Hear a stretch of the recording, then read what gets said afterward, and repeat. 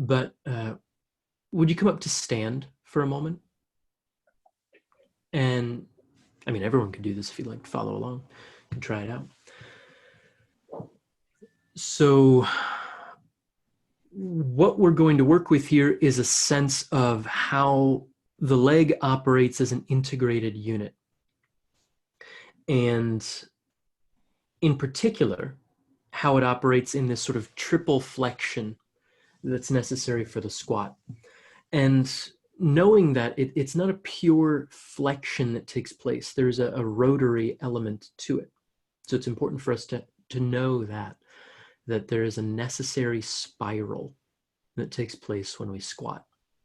It can be subtle, it can be difficult to sense, but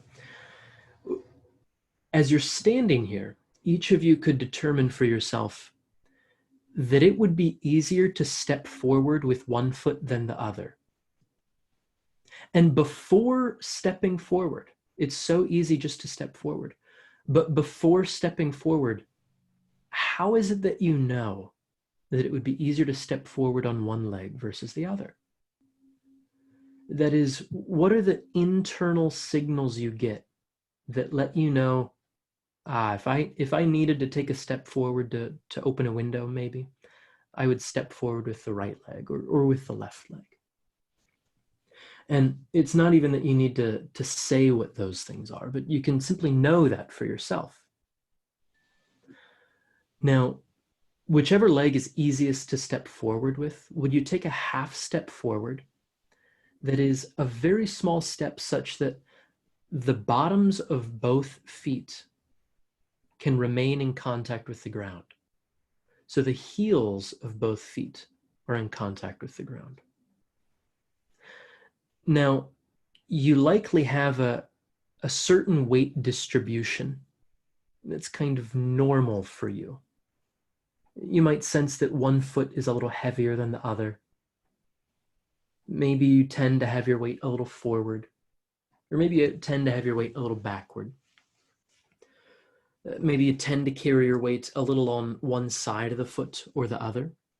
Perhaps you're the sort that the outsides of the feet are very heavy, or perhaps you're the sort that the insides are very heavy. You don't need to change any of that. You can simply notice. And what I'll invite you to do next is maintain the connection of the feet and the floor. So this is not a typical step, but keeping your front foot where it is, would you slowly slide your back foot forward along the ground, only so far as you still maintain full contact of the feet and the floor. Neither heel leaves the ground. And would you return to that original position? So now slide that foot back. So the feet are moving along the ground. You're not changing elevation necessarily. But would you take that sliding step forward and sliding step back a few times for yourself? And in doing so, again, the heels remain connected to the ground. That is absolutely necessary at this point. Which foot should I move? The back leg or the front leg? The foot that you had backwards is the one now sliding forward and then sliding back to return to its position. And as you make this movement a number of times for yourself, you can begin to notice that in order to maintain contact with one foot and the other foot, a certain activation has to take place through that standing leg. That leg that was your forward leg, it has to engage in a different way. And something in your abdomen has to engage in a little different way as well. And you might let that go for a moment and come back to stand normally. And even in standing here for a couple of moments, you might begin to notice that perhaps something has shifted in the way that you stand. That maybe there's a little different sense of your experience of the right leg and the left leg. And it doesn't need to be a grand earth-shattering difference necessarily. It could be very subtle. Now, once again, would you step forward with that easiest foot? Whichever leg is easiest to step forward with, would you take that half step forward? Again, such that both heels are in contact with the ground.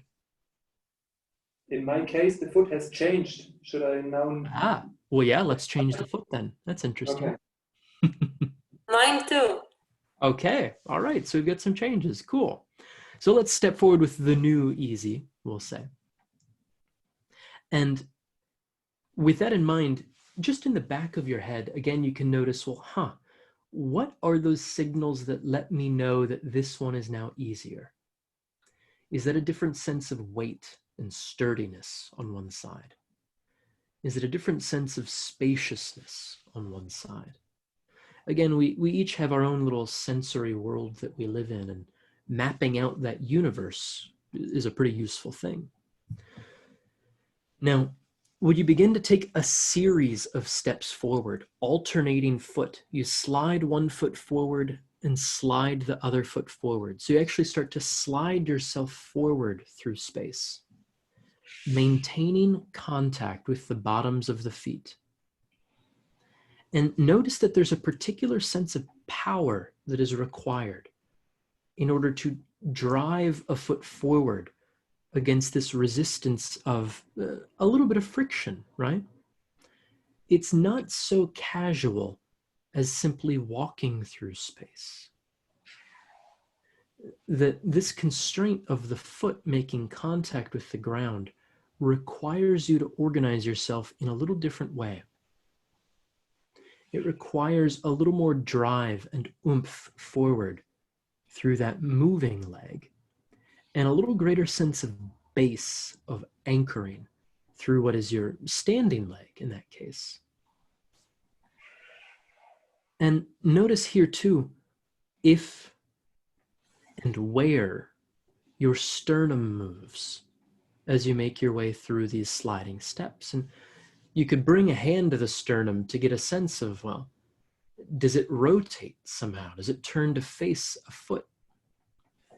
And if it doesn't, could it be helpful if it were to turn and face that foot?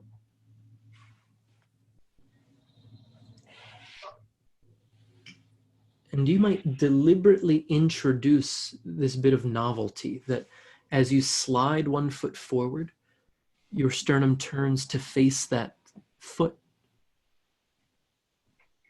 And as you slide the other foot forward, your sternum turns to face that foot.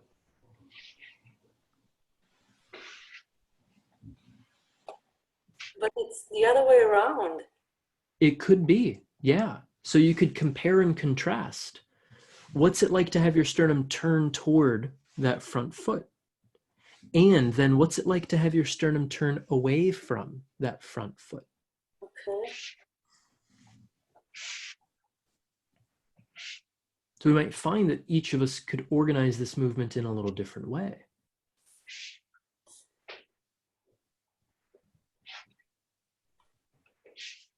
And after you've taken a few steps with that, you might compare one way and the other. Please let that go altogether and just stand as you would in a resting position, not doing this, not doing that. And notice for yourself, what's different now about the way that you stand, about your sense of yourself in space. Now, as a little anatomical detail here, because this is a helpful thing too when we're looking to restore freedom within the ankles. In order to make that movement of sliding your feet along the ground, something more than simply flexion had to occur in the ankle. This was not merely bending the ankle. What had to happen is a counter movement backwards. That is, that as you were folding the ankle, it's as if your heel bone were pulling you backwards. And you might imagine that there's a corresponding backwards movement within the ankle as it's folding. And you might take a couple of those little sliding steps just to get a sense of that. As you slide one foot forward, you could imagine that there is a corresponding backwards intention within that other ankle. That in fact, one ankle is almost pulling back in order to pull the other forward. Now, it's that sliding and gliding within the ankle that really gives us freedom within dorsiflexion, that really creates space within the joint. Without that space, we crunch a bit into the ankle. We wedge into ourselves. Now, if you would, I'm curious, Adrian in particular, with that intention of sliding backwards in the ankles, that as you lower yourself and fold at the ankle, something slides backwards. You might imagine the heel extending back in space as you lower yourself into a squat. And does that change things at all? It slides back and back and back as you go low and low and low. Does that change something about the experience of the ankle?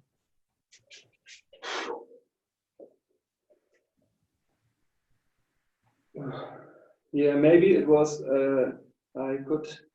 I could get low without turning it out as much as usual, but it would be way easier if I would have turned my feet out again.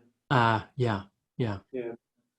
So let's try this, because we can fetishize having our feet perfectly forward sometimes. I think it's a movement culture thing. We all want our feet perfectly forward in our squat. Would you find a little something, maybe like a small book to put underneath your heels? Underneath both, or only the right one? Let's say both heels. And so maybe you need perhaps even a rolled up towel for some people, mat, depending on how far apart is comfortable for the heels.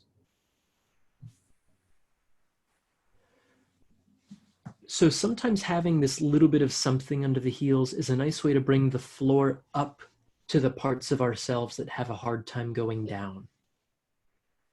That the floor could meet us when we can't meet the floor. And so with the heels slightly elevated, again, you might take a couple of repetitions to explore what's it like to imagine this backwards movement within the ankle. Imagine sending a root backwards from your heel.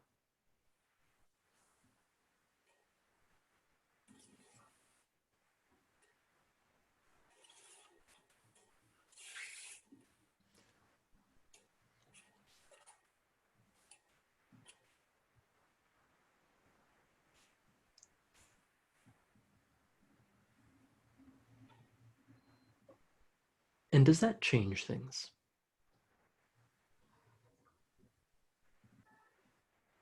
I know it's way easier, but I'm not sure if it's just because I elevated my heels and I'm lacking dorsiflexion. So it's just because you elevated your heels. Yeah, there's nothing magical about that. But what happens when we do this, I would encourage you maybe to go through, again, when we're talking about dorsiflexion in particular, it's sticky. The Achilles is very dense, which is a good thing. It gives us this incredible elastic power. But I would recommend, and when the Gazette gets there, you'll see some things, so that's okay. Higher repetitions within what feels like an easy range. So even if you have the heels slightly elevated, high repetitions of your just a body weight squat within that range will help get fluid movement to the Achilles, because it requires movement of the surrounding musculature in order to get that fluid transfer for its metabolic health. So higher repetitions there, and then you might, There's that other movement we talk about every once in a while where if I angle this slightly. So whether your squat is here or whether the heels are elevated some, it doesn't matter too much. But higher repetitions in and out of the bodyweight squat. And then the other thing you might explore is from the bottom of the squat, moving forward into a kneeling position, and then backward. So that forward movement and backward movement of the knees, again, you'll be loading the Achilles through an eccentric contraction. Again, higher repetitions, use all of the support you need, have the hands available for balance. You might have something underneath the knees. All of those are fine modifications. But maybe sets, you might think as a concrete thing, sets of 12 to 15 repetitions, and you do 3 to 5 sets of those. And I would recommend, Adrian, because I know you do a good amount of strength work, I would recommend that as a warm-up before going through any loaded squats, for example. Okay, great. And but the second exercise, if I'm kneeling and my feet are so close together, then my heels will be in the air a lot. So this isn't. So I won't touch my heels won't touch the ground. This is okay. That's okay. Yeah, that's fine. You'll still get, no matter what angle the ankles are making there. I mean, maybe they're like this, maybe they're like this, maybe they're like this, more or less. You'll still get that loading of the Achilles tendon, though. You know, it won't look like mine, for example, and that's probably okay. But it'll look like yours, and that's what matters most. So you'll still get the loading. I would recommend just slowly coming back into the squat. So, for example, what you would want to avoid is coming from a kneel and just plopping back here. That will not feel so good. If you come to this position and then slowly lower yourself back, and the arms can counterbalance, you can reach forward, you can have something around, but slowly working on controlling this descent. I mean, take 5, 10, 20 seconds to slowly move through that full range, and you will feel a lot of work taking place along the fronts of the shins. You'll be developing the strength of the tibialis anterior that way, and you'll be improving some of the elastic potential within the Achilles in that case. For that, so I had a quick question. For that movement, is it fine to stabilize yourself? Because I can do the full movement slowly, but not with my hands up. I get wobbly. Oh, yeah, of course. Stabilize as needed. Yeah. Okay. Beautiful. Hands are good friends for that one.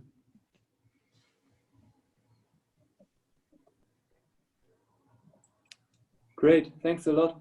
The sliding walking, should I try this also as a daily practice, or? It could be a good thing to warm up with as well. And now that you've gone through it, and now that we've talked a little bit about that gliding movement of the ankle, the talus within the joint, you'll likely notice that a little bit more often because you have an awareness of it now. So you might notice as you're walking up the steps, you begin to think, oh, what's my ankle doing in this case? You might become a weird person like that, where we start to think like, I wonder where my talus is moving in space now. And when you squat, you might have a little hint of awareness of it. At the start, you could go through it as a daily practice, but I think eventually you'll get the motor awareness of it, where you won't have to consciously think about it, but you might simply have it pop into your attention from time to time. Okay, great. I found really interesting why I chose the one leg as the front leg. In my case, it was because I felt a rotation in my hip, so it was easier to get my right leg in front of it. And after the first set, it was opposed, so my left leg was more rotated forward, I would say, or it was easier to step forward. And after the second set, I didn't have any favorite foot, so the rotation was gone. So I could have chosen both feet. It was a great experience. Well, cool. I'm glad to hear it. I appreciate you bringing that up.